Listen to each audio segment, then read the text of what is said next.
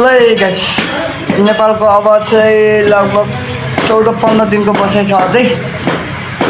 अब 7 वर्षपछि आएको एकछिन बस्न पाएन। अब यहाँ चाहिँ सानो मिनी गेट भए पनि हाल्नु पऱ्यो भनेर कि अब आएको बेलामा घर सुरक्षा नि हुने। अब एउटा सानो मिनी गेट चाहिँ हाल्नु पऱ्यो भनेर काम लगाएको छु। यता चाहिँ केटाहरूले काम गरिरहेछन्।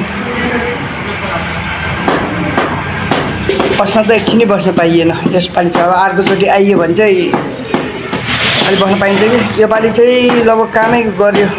दसैँ भन्यो, तिहार भन्यो, घर सफाइ भन्यो, यता दौड्यो उता दौडेर मेरो समय गयो। अब अर्कोचोटि आउँदाखेरि चाहिँ बस्न पाइन्छ कि। त्यतिखेरसम्म त लगभग धेरै काम भ्याइन्छ क्या अरे। अनि आधी काम त उतैबाट विदेशबाटै सटाएर आउनु पऱ्यो। अब त बिस्तारै बिस्तारै भयो नि। यो त काम गर्ने गरिरहन्छन्। आफै आएर लगाउँछु भन्दा त ओ माई गड टेन्सन हुन्थ्यो त। एकछिन बस्न पाएन, घुम्न कहीँ पाएको छैन।